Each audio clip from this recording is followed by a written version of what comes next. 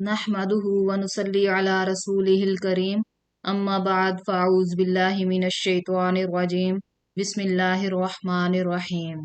قصہ سیدنا نوح علیہ السلام، طوفان کا عذاب۔ اس طرح ایک مرتبہ اللہ تعالیٰ کا عذاب آیا تھا اور سیدنا نوح علیہ السلام کی پوری قوم جو اللہ تعالیٰ کی نافرمان تھی اس طوفان میں ڈوب کر ہلاک ہو گئی تھی۔ حضرت ادریس علیہ السلام کے اس دنیا سے جانے کے بعد لوگ آپ علیہ السلام کی تعلیمات کو آہستہ آہستہ بھولتے چلے گئے اور شرک کے مرض میں مبتلا ہوتے گئے۔ انہوں نے اپنے اپنے پتھروں کے خدا بنا لیے۔ ان بتوں کے نام یہ تھے سوا، یغوث، یعوق اور نصر وغیرہ۔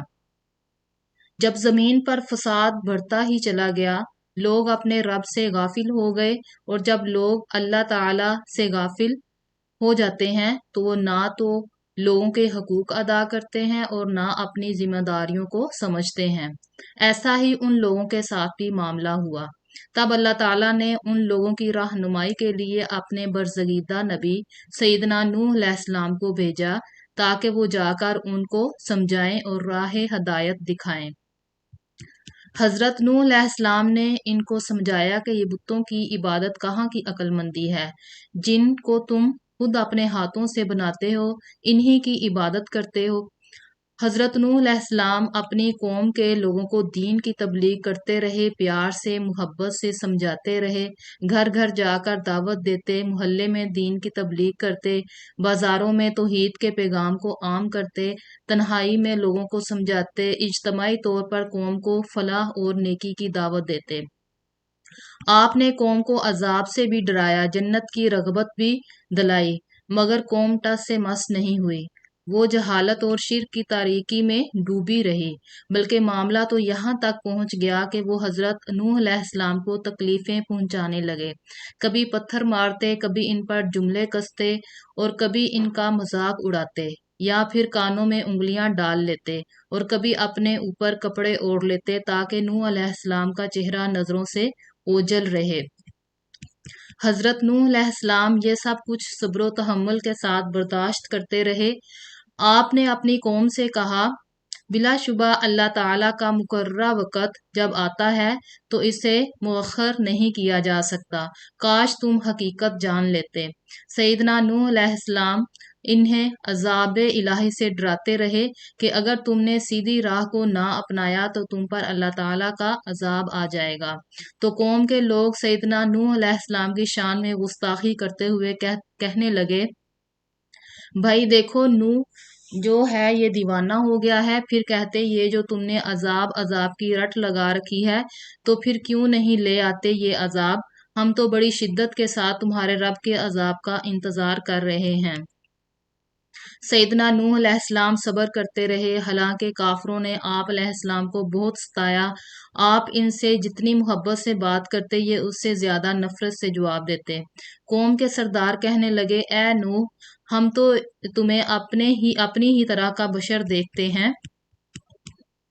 فقال الملأ الذین کفروا من قومہ ما نراک الا بشرا مثلنا۔ سورۃ ہود میں اللہ تعالیٰ فرماتا ہے، قوم کے سردار بولے، ہم تو تمہیں اپنے ہی جیسا آدمی دیکھتے ہیں، اور دوسرا تمہارا مسئلہ یہ ہے کہ تمہاری دعوت صرف غریب اور گھٹیا لوگوں نے قبول کی ہے۔ اب یہ کیسے ہو سکتا ہے کہ ہم جیسے اعلیٰ شان والے سمجھدار پڑھے لکھے لوگ تم پر ایمان لا کر ان جیسے گھٹیا ہو جائیں؟ حضرت نوح علیہ السلام نے اس کے جواب میں فرمایا، میں ان کو یہاں سے نہیں نکال سکتا، یہ تو ایمان لا چکے ہیں اور اپنے رب سے ملاقات کے خواہش مند ہیں، ہاں البتہ تم لوگ حقیقت سے ناواقف ہو۔ قوم کے سردار کہنے لگے کہ اے نوح، تم نے جو ان بتوں کی مخالفت کی ہے اس کی وجہ سے ہم تمہیں گمراہ سمجھتے ہیں، بلکہ تمہیں جھوٹا بھی خیال کرتے ہیں۔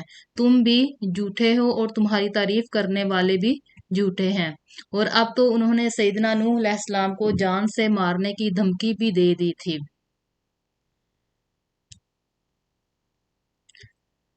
سیدنا نوح علیہ السلام 9.5 سال تک اللہ تعالیٰ کے دین کی تبلیغ کرتے رہے اور آپ پر صرف گنتی کے چند آدمی ہی ایمان لائے۔ جب بھی کوئی بوڑھا مرتا تو وہ اپنی اولاد کو یہی نصیحت کرتا کہ ان پر ایمان نہیں لانا۔ ایک دن سیدنا نوح علیہ السلام لوگوں کو تبلیغ کر رہے تھے کہ ایک بوڑھا شخص اپنے بیٹے کے ساتھ لاٹھی ٹیکتا ہوا جا رہا تھا۔ بوڑھے باپ نے اپنے بیٹے سے کہا کہ دیکھو، یہ شخص جو تبلیغ کر رہا ہے یہ ہمارے آباء و اجداد کے دین سے پھر گیا ہے اور ہمارے بتوں کے خلاف تقریریں کرتا ہے۔ تم اس شخص کے جال میں نہیں پھنس جانا۔ باپ کی بات سن کر بیٹے نے کہا کہ ابا جان، ذرا یہاں بیٹھیے اور اپنی لاٹھی مجھے دے دو۔ باپ نے اپنی لاٹھی بیٹے کو دے دی۔ اس لڑکے نے حضرت نوح علیہ السلام پر اس لاٹھی سے حملہ کر دیا اور آپ شدید زخمی ہو گئے۔ کشتی کی تعمیر۔ جب حضرت نوح علیہ السلام نے دیکھا کہ اب آپ پر کوئی ایمان نہیں لائے گا تو آپ نے دعا کی، اے میرے رب، زمین پر کافروں میں سے کوئی بھی بسنے والا نہ چھوڑ۔ بے شک اگر تو انہیں رہنے دے گا تو یہ تیرے بندوں کو گمراہ کریں گے، اور ان کی اولاد ہوگی تو وہ بھی انہی کی طرح بدکار اور بڑی ناشکری ہوگی۔ اللہ تعالیٰ نے حضرت نوح علیہ السلام کی دعا کو قبول فرمایا اور حضرت نوح علیہ السلام کو وحی بھیجی کہ تم ایک بڑی سی کشتی تیار کر لو اور اس کشتی کے اندر وہ لوگ جو تم پر ایمان لائے ہیں ان کو سوار کر لینا۔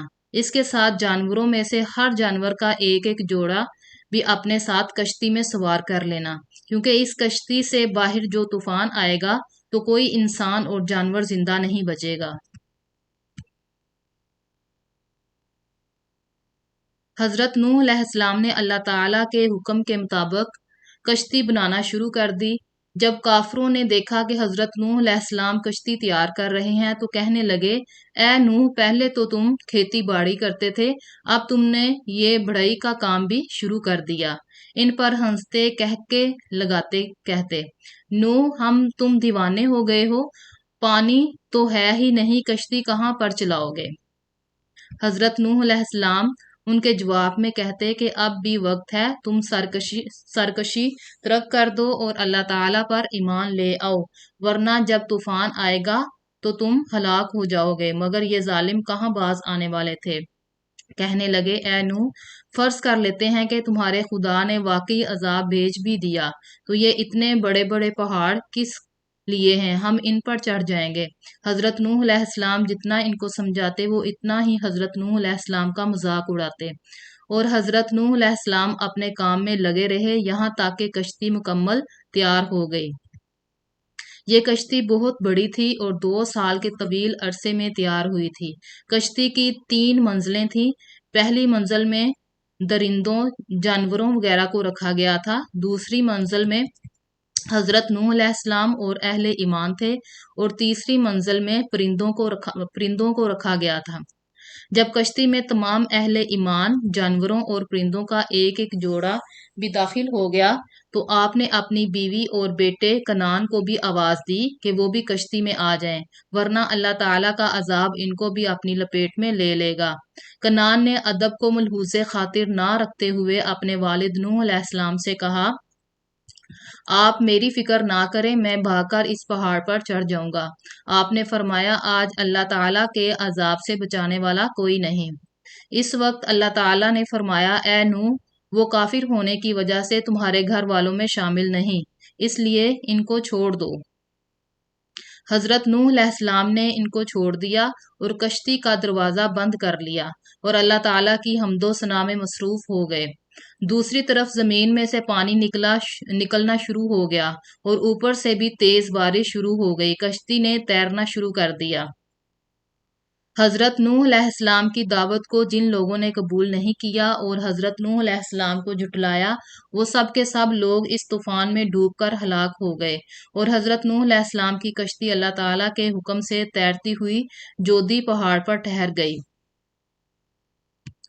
اس کے بعد اللہ تعالیٰ نے زمین کو حکم دیا کہ اپنا پانی نگل لے اور آسمان کو حکم دیا کہ تھم جائے۔ پھر اللہ تعالیٰ نے خشک اور تیز ہوائیں چلائیں جس سے تمام زمین خشک ہو گئی۔ حضرت نوح علیہ السلام پھر تمام لوگوں کو لے کر کشتی سے باہر آئے اور آپ نے ایک نئی بستی سوانین یعنی 80 افراد کی بستی کے نام سے بسائی۔ طوفان نوح کے بعد نسل انسانی حضرت نوح علیہ السلام کے تینوں بیٹوں سام، حام اور یافس سے چلی۔ کچھ عرصے کے بعد حضرت نوح علیہ السلام وصال فرما گئے۔ آپ کے بیٹوں نے آپ کو بیت اللہ کے قریب دفن کر دیا۔ ہمیں بھی اپنے رب کی نافرمانی نہیں کرنی چاہیے، اپنے رب کا ہر حکم ماننا چاہیے۔ اللہ تعالی ہمیں اچھے عمل کرنے کی توفیق عطا فرمائے، آمین، فی امان اللہ۔